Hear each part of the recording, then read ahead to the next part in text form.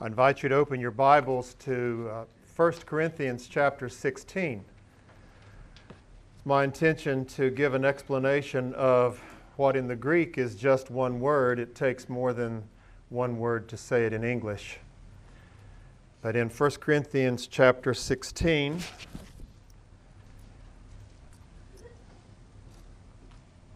in verse 13, it says, "Watch ye, stand fast in the faith, quit you like men." That's my word. Quit you like men. In the NASB, it says, act like men, be strong. That one word in Greek is a plural noun. It only appears one time in the New Testament. It's not in the Old Testament, in the Greek version of the Old Testament either. And so, but it does show up in some other Greek documents. It's just one word. It's the word man with a verb ending on it. So in English, we can't say it. I guess the closest we can come is to say, y'all be men, because it is plural, y'all, and be men, or act like men, conduct yourselves like men. And I think it's interesting that there is not some kind of detailed explanation about how a man acts. It's just taken for granted that you're going to know how a man acts. I would say that there is some variety from culture to culture. As I was thinking about this, I thought about some of those Maasai warriors in Africa who, in order to attract a woman, you may have seen some of these pictures of them, or maybe seen even some video of them. They're very black, very beautiful people, and the way that the men attract women is that they show their white teeth and they show the whites of their eyes. And they also attract women by jumping high. And so they will be in a ceremony where they're showing the whites of their eyes. Don't look it up now if you have a computer, but look it up when you go home and see what this looks like. They show the whites of their eyes, and so they looked in one direction and the other, have great big smiles, and then they're jumping about that high off the ground.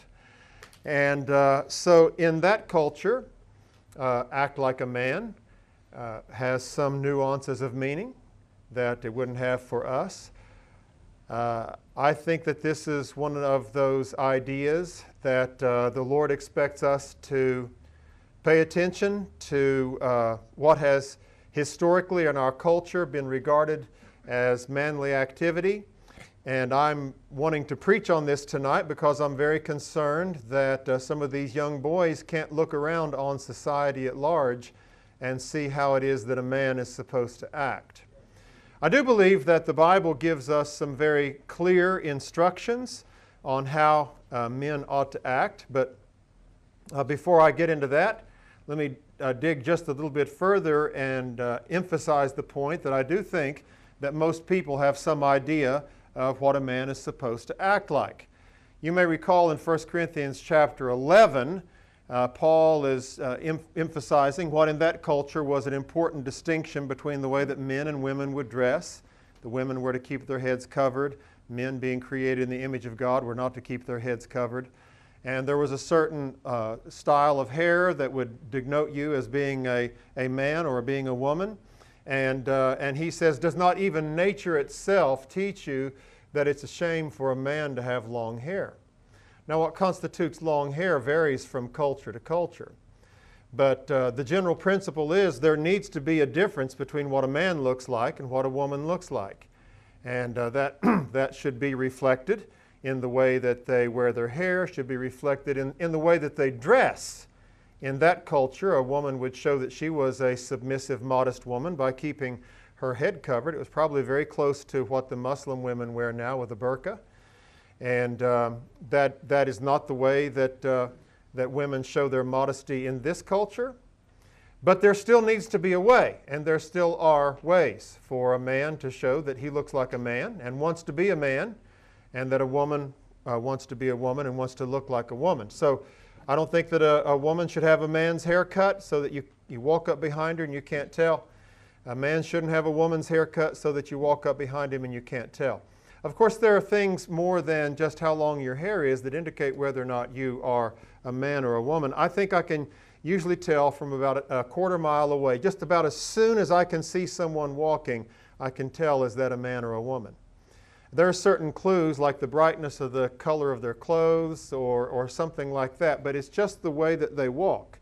There's a certain shape, there's a certain way that women walk that is different from the way that men walk.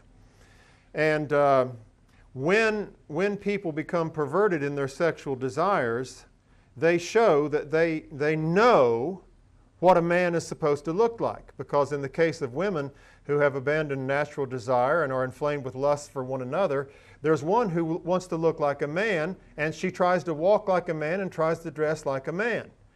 And similarly, when men become perverted in their sexual desires, then they know what a woman acts like.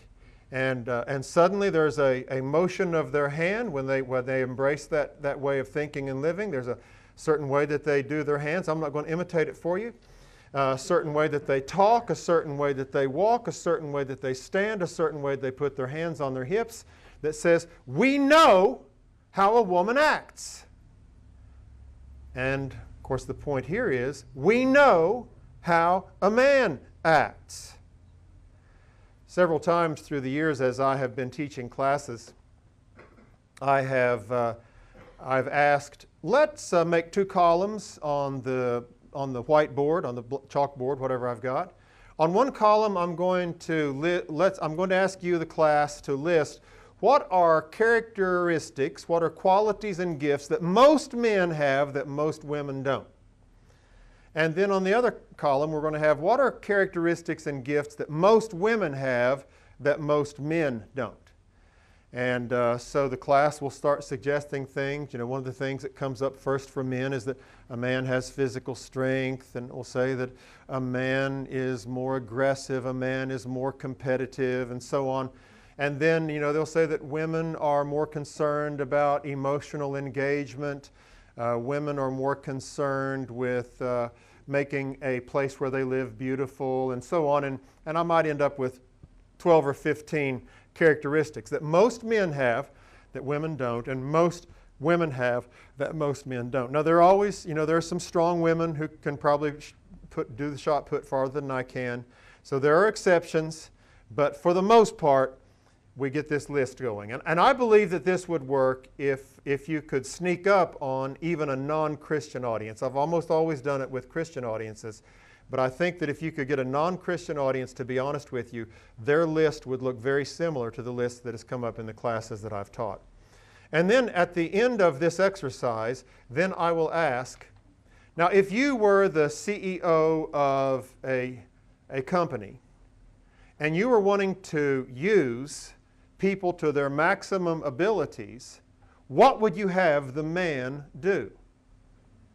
And it's just obvious with all the giftings that a man has.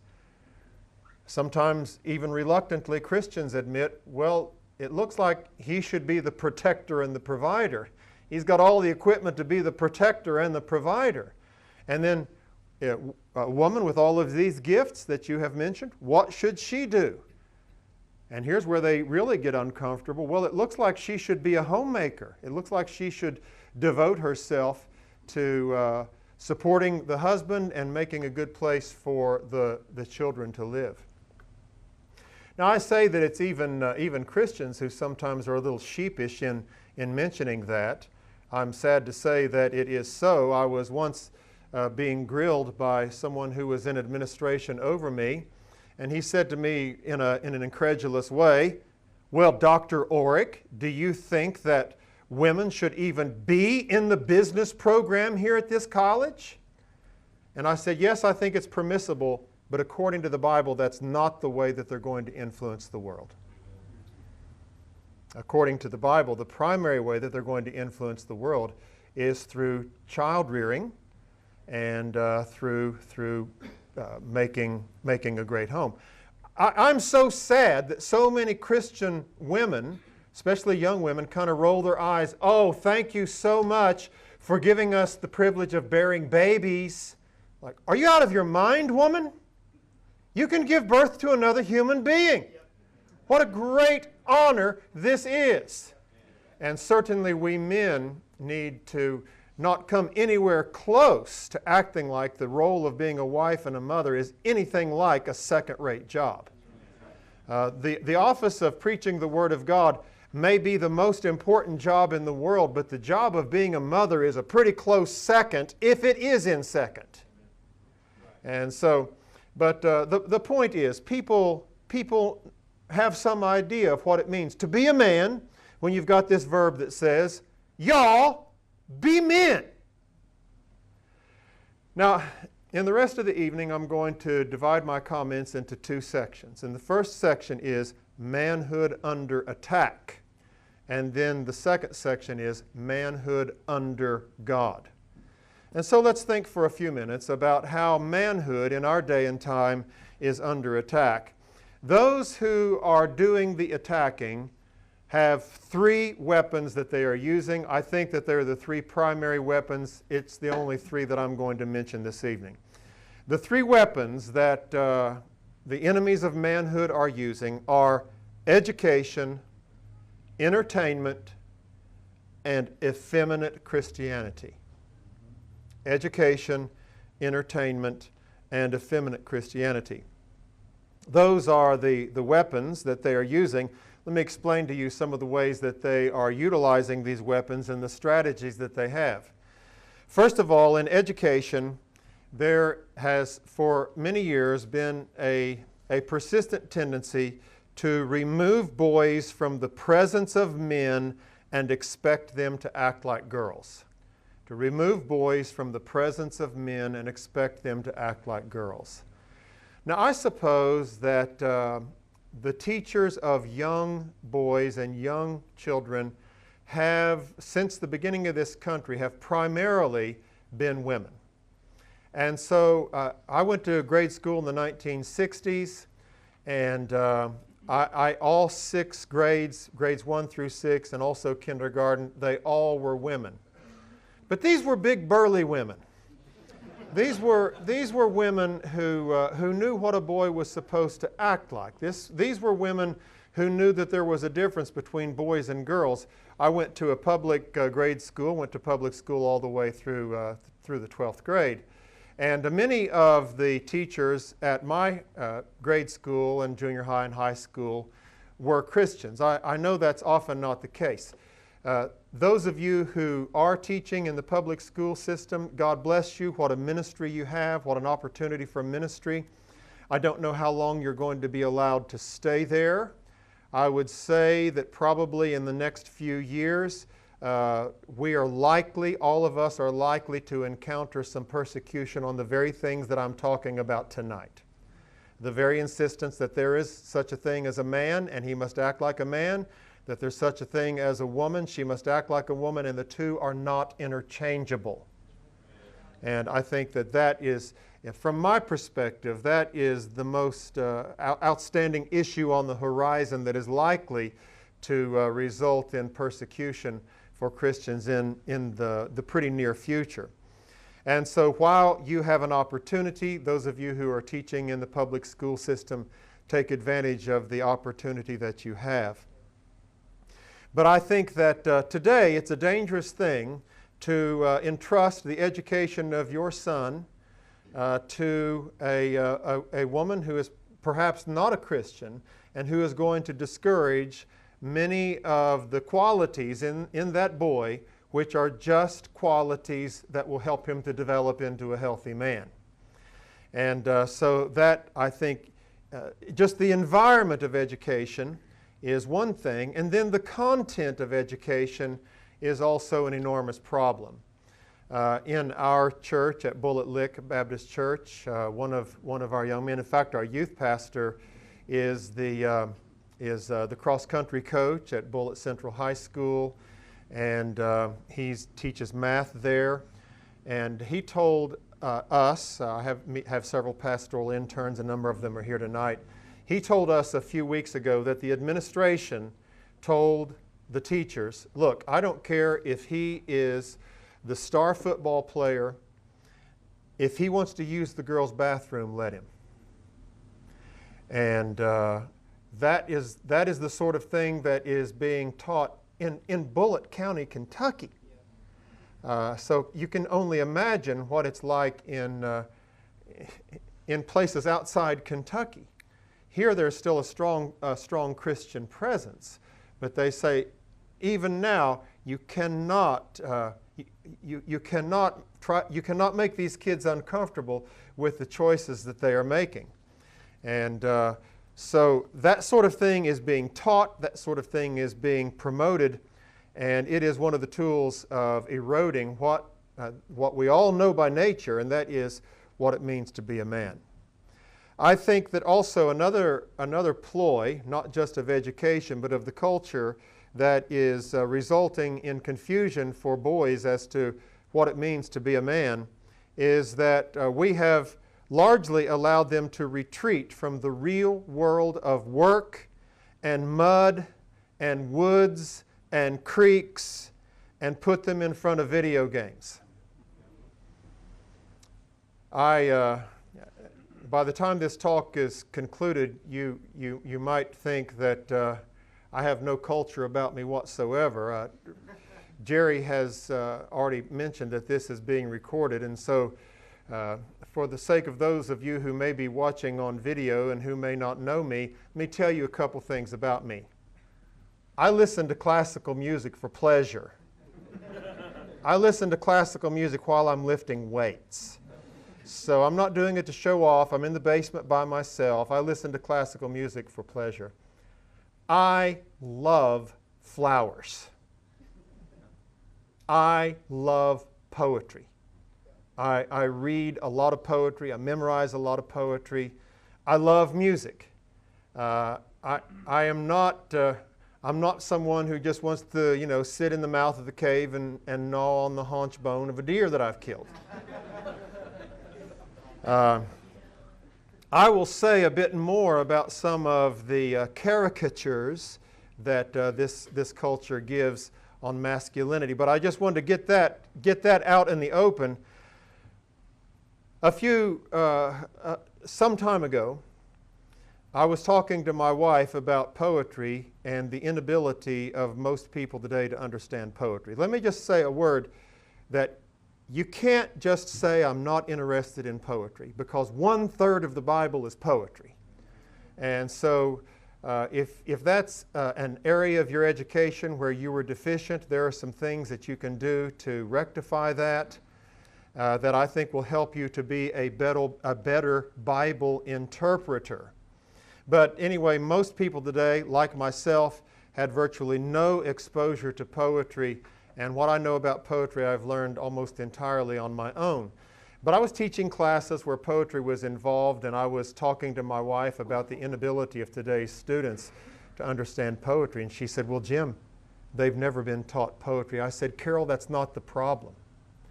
The problem is that they have never waded the creeks. The problem is that they have never been in the woods, that they have never looked at the full moon and thought how beautiful it was. I didn't go into all that with her. I'm going into all that with you. They have not experienced the world that throughout history poets have used to symbolize things, and so they're lost with it. This sort of thing fills the poetry that is in the Bible. The poetry of woods and water and hills and creeks and sheep and lions and all of the things that we find in the poetry that is in the Bible.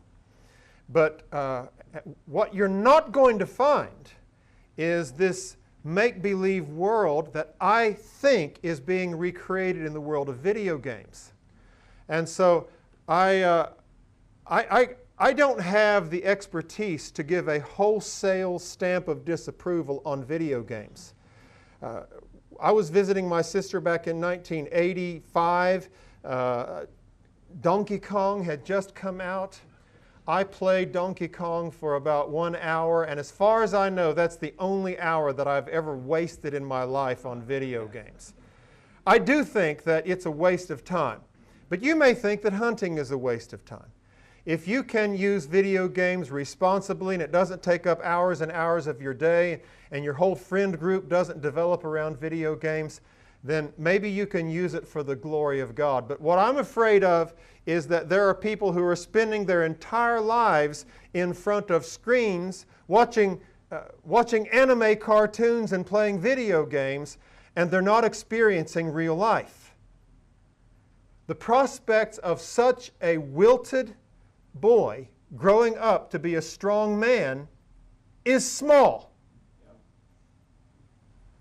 And so I know that there are boys in here and you're making decisions and you're thinking, man, I hope my dad does not take away my video games. If you are a Christian boy, you need to think about how much time am I spending here? Is this really good? Does this help me to glorify God? And if your son is not a Christian or doesn't have the self-control to monitor himself, then do some thinking about it. Talk about it with other dads who have experience, other Christian dads who have experience about it. Because I think that this is one of the strategies of the enemy to take boys out of real life. Put a fake gun in their hands instead of a real gun. A real gun, and then teach them how to use it. Sometimes I see these videos of crimes that are being committed, and some young thug is robbing a store and he gets the money, but then he shoots people anyway.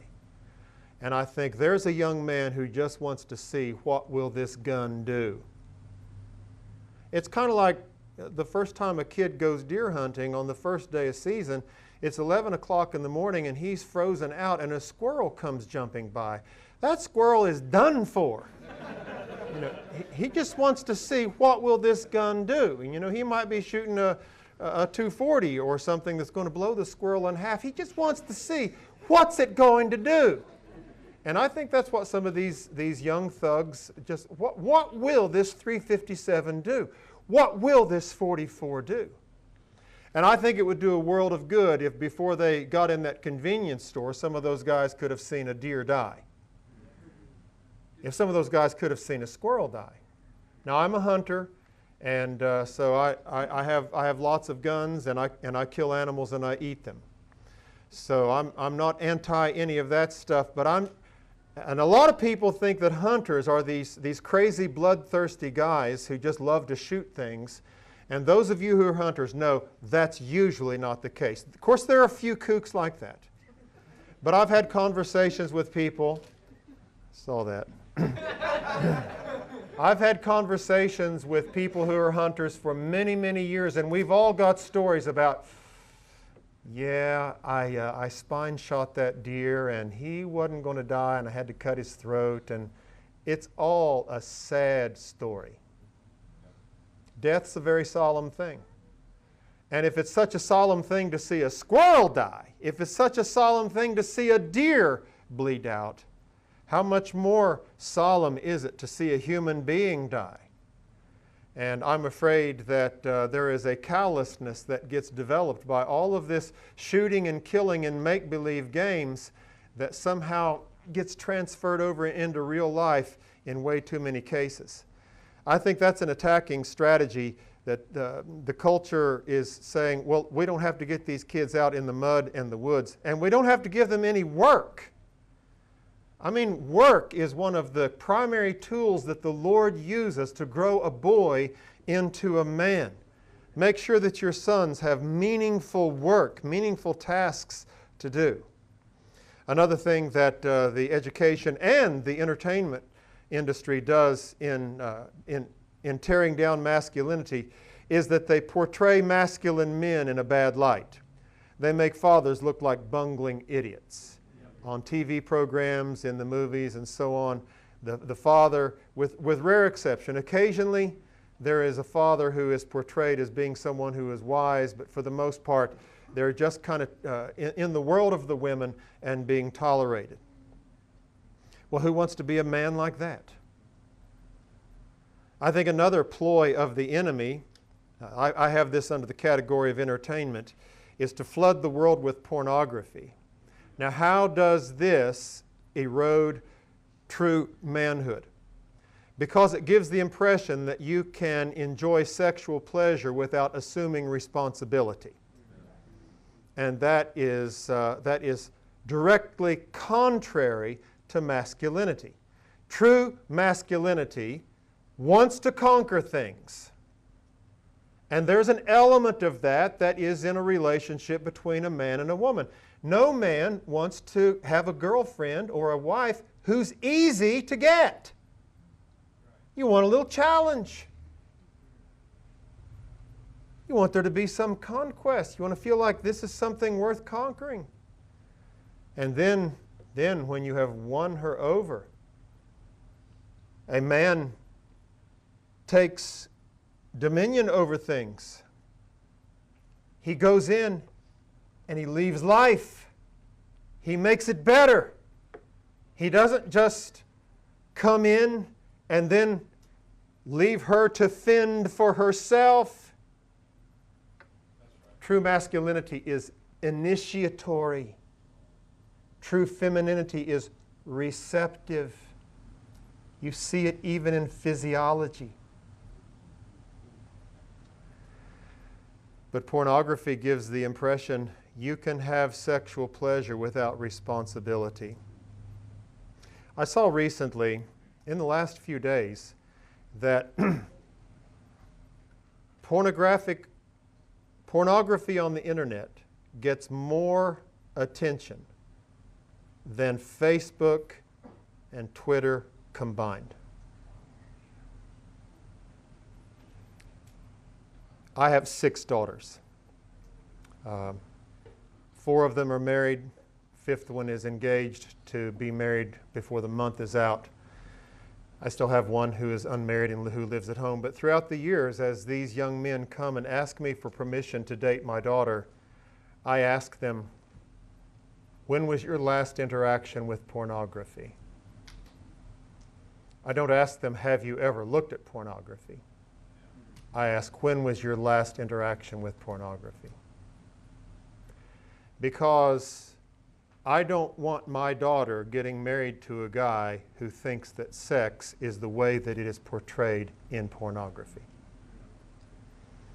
And in engagement with pornography wrecks marriages. Years ago, I was talking to a friend of mine whose wife taught at the Seminary Wives Institute at Southern Baptist Theological Seminary, and she began teaching there about the year 2000, maybe the late 90s. And there was a night in the Seminary Wives Institute when the wives could ask any question that they wanted. And in those days, late 90s, early 2000s, the question that was asked most often was this: my husband wants to enjoy intimacy all the time. What am I supposed to do? That was the year 2000.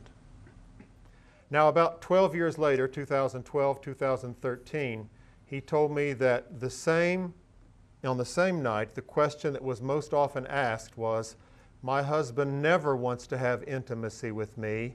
What are we going to do? So 12, 15 years have gone by. What's happened? The internet's happened. Smartphones have happened. Pornography has happened. And it has demasculinized these men. This is at Southern Seminary. You know, this is supposed to be the cream of the crop of the evangelical world. And these guys who are going to school at Southern Seminary don't want to have intimacy with their wives. I think that's the effects of pornography. I think part of it is to blame on effeminate Christianity, which I'm going to get into now. Effeminate Christianity, which idolizes feminine characteristics to the exclusion of masculine ones.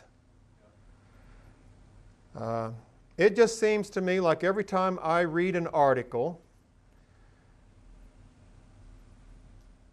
by a Christian writer about Christian masculinity, it seems like the very first thing that he does is say, well, it's not one of these guys who sits around drinking beer, telling his wife what to do, watching football with his friends, going out and shooting animals and playing football. It's not that. Instead, and then they start getting into, he's gentle. Gentleness is one of the fruits of the Spirit. I'm all for gentleness. But gentleness without courage becomes weak and flabby. I think this effeminate Christianity promotes gentleness without courage. You're supposed to understand, but never confront. I think that the effeminate Christianity promotes sensitivity without conviction, which means that you tolerate everything. A person who tolerates everything is a person who has no convictions. This effeminate Christianity promotes emotion without logic. In fact, in our culture, and I'm going beyond Christianity now, although it's true of a lot of Christianity, the question is, how do you feel? The question is, or the statement is, experience silences truth. Now, this is one of the really dastardly things about the so-called social justice movement that is wrecking our country and tearing apart many of our churches. One of the primary tenets of the social justice movement is that those who are oppressed have a story to tell, and whether or not their story is true, we are to hear their story and take it into account. Whether or not it is true. And it's just common on the media that certain scenarios are played out over and over again, and the blame is always laid over here, and anyone who's watching it knows there's more to this story than what we're seeing. But the thing is, a person's statement of their experience of truth is what is going to be the standard. So that as long as it's somebody that the media doesn't like, then they'll say, believe the woman. But if it's somebody that the media wants to like, then, well, maybe we need to examine this a little bit more closely. But all of this is connected to an exaltation of emotion over reason. You know, your capacity to reason, my capacity to reason, is what makes us most like God in our natural likeness to God. There are moral likenesses of God that are better than that, righteousness and holiness. But as far as our natural likeness to God, the thing that naturally makes a human being most like God is his capacity to reason. And so anything that undermines reason is undermining essential masculinity. Another thing that I'm concerned about with effeminate Christianity is, the emphasis on talking without substance. Now, I don't think that all the blogs and podcasts and so on have helped this. I usually don't watch any of those. I'm not saying that they're bad. I'm just saying that I've got other things that I'd rather be doing. But occasionally I hear them, occasionally I see them, and I think that there's a whole lot of unsubstantial blathering going on, even when it's Christian podcasts, whatever the case may be. These guys have got an hour that they've got to fill, and so they're going to talk about something. They're going to talk about a whole lot. And I think that it's a dangerous thing to be in a position where you've got to talk about something and you're not exactly sure what you're going to talk about. But I think that those are some of the strategies that the enemies of manhood have been implementing. And I think that there are too many men who persistently and voluntarily subject themselves and their families to this endless attack against manhood. You may have heard sometime about a woman who was in an abusive relationship. Her husband is beating her up, and they ask, "Why do you stay?" Well, and then they've got all these other excuses on why they stay in a relationship where they're getting beat up within an inch of their lives. And I think that's kind of the way Christians are in this culture. Why do we keep on patronizing the educational system that is almost guaranteed to draw our students away from Christ?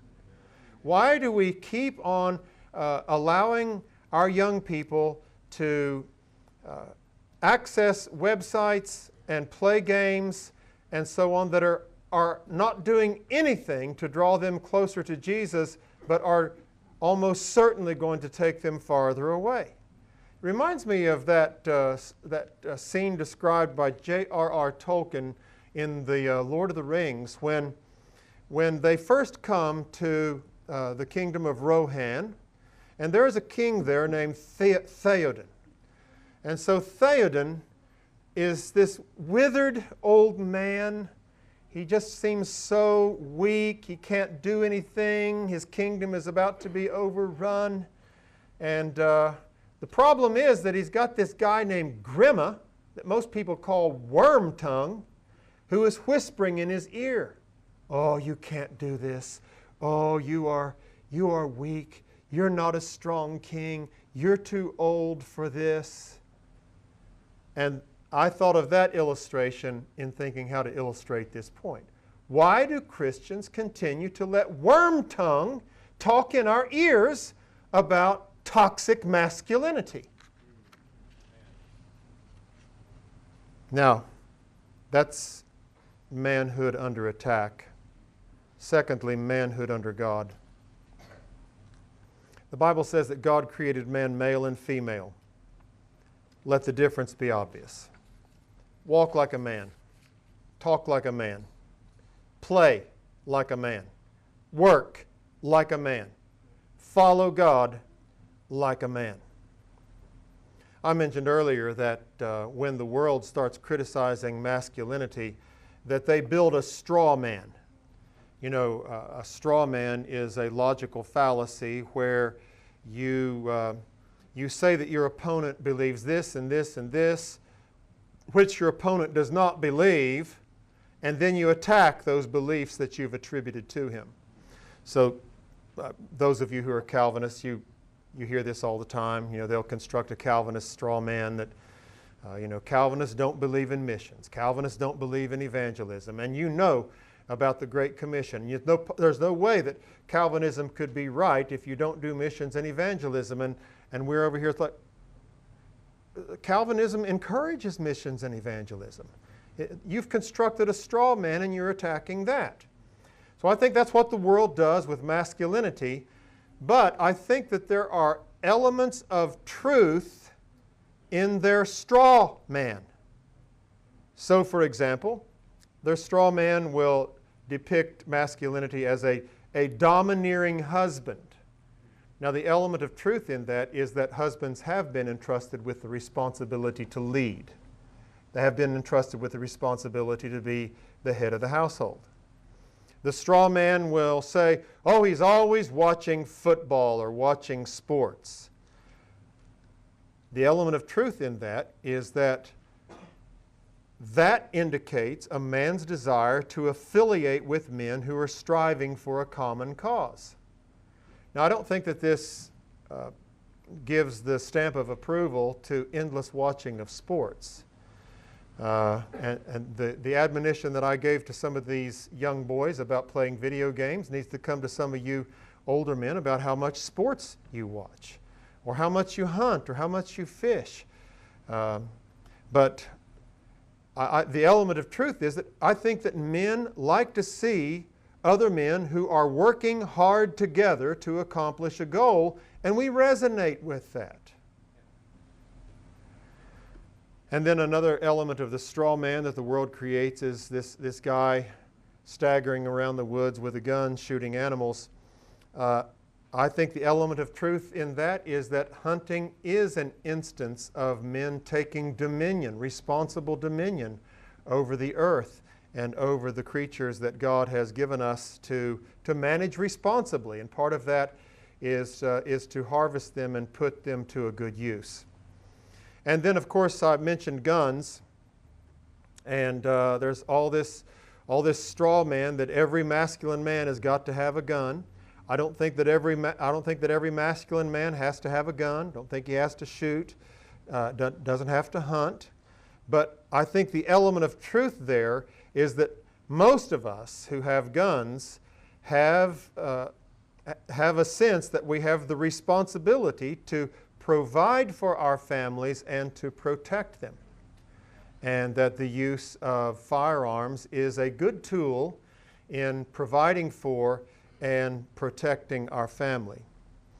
And then in recent years, another element of the world's straw man is something called mansplaining. This is when a man evidently goes into too much detail explaining to a woman what he's talking about. And the element of truth that I think that is in mansplaining is that we do have a responsibility to gain expertise so that we can teach our families. You know, in 1 Corinthians 14, the Bible tells women, don't speak in church. If you have a question, go home and ask your husband. What's that tell you about the husband? He's supposed to know enough to answer his wife's question. Now, it may be that some of you were converted after your wives, maybe that your wife grew up in church and you were converted as adult, and you're behind your wife in Bible knowledge. I think you need to work to catch up. I think you need to work to catch up. And if she asks you a question, if your children ask you a question to which you do not know the answer, then say, I don't know the answer to that, but I'm going to find out. And then take advantage of the resources that God has put in your life. Ask your pastor. Ask other Christian brothers, so that you will be able to explain the truth to your family. The final thing that I'll mention about the straw man portrayal of masculinity is that he is a hairy, ill-dressed Neanderthal. Okay, we'll let that one stand. Now, I think the truth in that is, well, for one thing, I'm glad to look out on this congregation and see so many hairy men. Kind of makes me ashamed that I trimmed my beard today. I just wish that I'd kind of let it go for another day. But glad to see men who are happily embracing the masculinity of growing facial hair. Not everyone does. Not everyone can.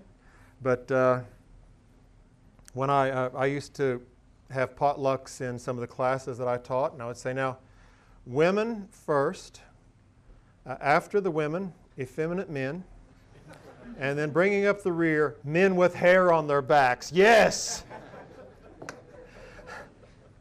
I think the element of truth in this straw man portrayal is don't be a dandy. Don't be a fop. Dress like a man. You know, as I look out over this congregation, it makes me especially glad that I wore a flannel shirt tonight. I was thinking about wearing a buckskin outfit made of deer hides, that I killed the deer, I tanned the hides, I sewed the whole outfit. But I thought it might be distracting. I thought it might provoke you to jealousy and covetousness. And so didn't wear that. If I ever get asked back, you can specify wear the buckskin and the coonskin hat. Let me conclude with some arenas where you must be men. And here are the three, and I'll say more about them. In your private life, in the family, and in the church. Be men in your private life. Soak in the Bible. The Bible will teach you how to be a man. It's amazing how many important topics in the Bible receive such little direct page space. I wonder if we went through the Bible and said, let's write down everything that says, here's how you are a man, how much we would end up. I bet we wouldn't end up with half a page.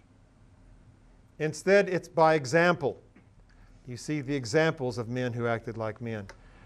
There are other instances of that. You know, you could fit all of the Bible's teaching about husbands and wives on one page, easily. How you're to be a good husband, how she's to be a good wife. It would all easily fit on one page. I think it'd fit on half a page. But then that one half a page says, husbands, love your wives as Christ loved the church. And that's like a peephole into a whole new world. Okay, that's the way I'm supposed to love her. And wives, submit to your husbands. How's that? As unto the Lord. Oh, okay. That opens up a whole world of how I'm supposed to do it. But there's not all that much direct teaching in the Bible. But I believe that if you study the Bible, that the Bible will teach you not only what to think, it will also teach you how to think. I think that studying the Bible will teach you what it means to be a godly man. So in your private life, soak in the Bible. In your private life, respect your body. Take care of your body. Your body is one of the greatest tools that you have as a man.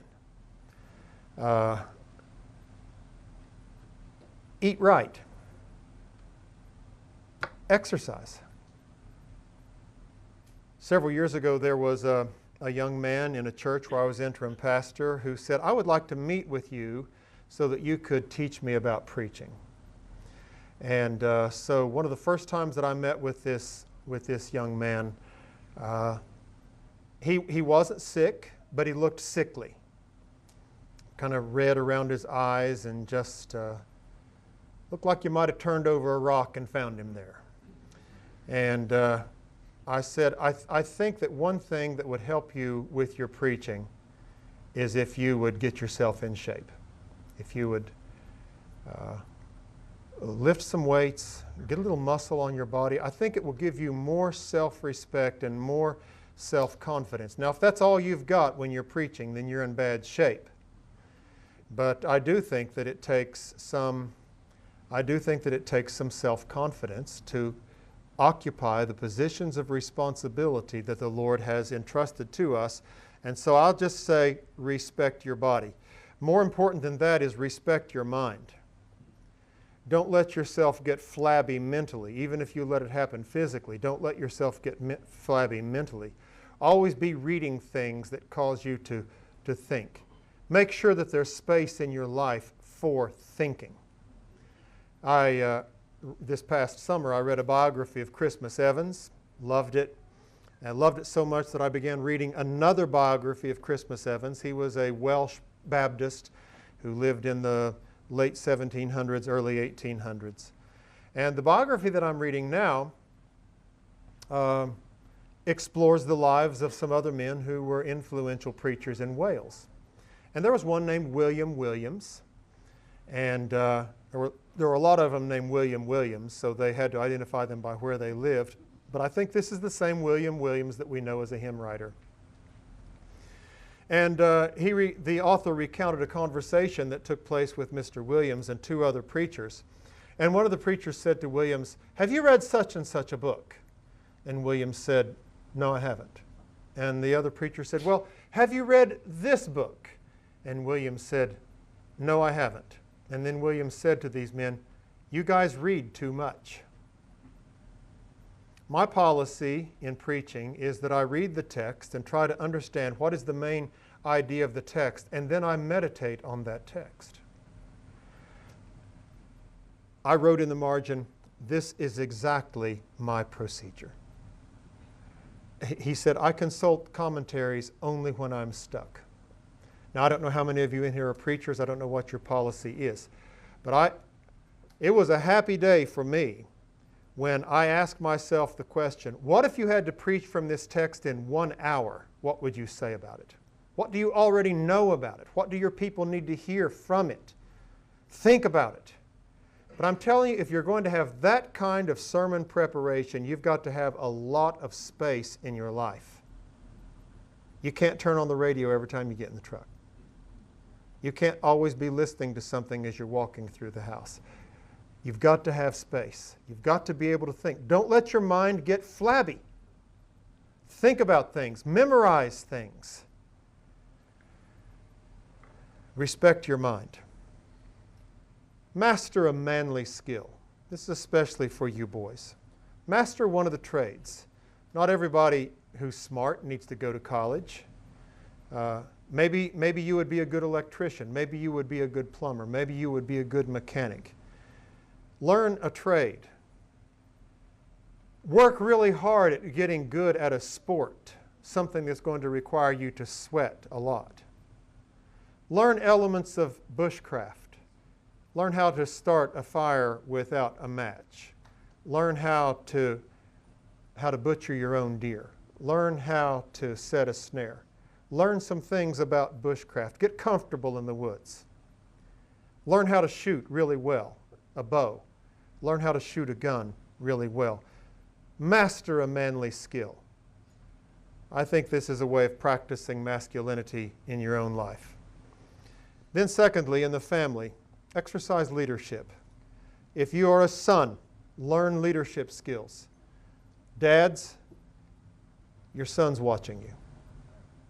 Let your son learn from you how to treat a woman. Show him how to treat a woman in the way that you treat your wife with gentleness and tenderness. Love your wife. You are the head. Teach your children. You are their authority. It's not the school's responsibility first and foremost to teach your children. It's not the church or the Sunday school's responsibility first and foremost. It's your responsibility. Teach your children. Provide for your family and protect your family. In the church, be a man. The Bible specifies that it is men who must take the role of leadership. It's men who must be preachers. It's unnatural for a woman to do it. That's the explanation that the Bible gives. The man was formed first and then Eve, and we all know that why she was formed. She was formed to be a help to the man. And so it's an unnatural position for you to say to her, now we're going to let you teach the men. We're going to let you preach to the men. The Holy Spirit there is not being mean to women. He's keeping women from being in a position for which, if they try to do it well, they will feel persistently disqualified. I can imagine that if I received a phone call and someone on the other end of the line in a British accent said, "Is this Dr. Jim Orrick?" It is. "Oh, this is so-and-so from Oxford University, teach at Magdalen College, and we would love for you to come over here and be our professor of mathematics." So I think you've got the wrong Jim Orrick. "Oh no, Jim Orrick, who wrote 7 Thoughts That Every Christian Ought to Think Every Day." I'm that Jim Orrick. "Won't you come and teach mathematics?" So I can't teach mathematics. "Oh, you'll catch on." No, it's not going to happen that way. I don't care how much money you offer me. If I go there and stand in front of a classroom, I'm going to feel perpetually disqualified to do that. I am not qualified to do that. And I think that's the position that we put women in when we ask them to serve in positions of leadership in the church. Well, if they're not going to do it, who's going to do it? Well, it's not a second choice. God has appointed us to do it. And so I challenge you, rise up, O men of God. Have done with lesser things. Give heart and soul and mind and strength to serve the King of Kings. Amen.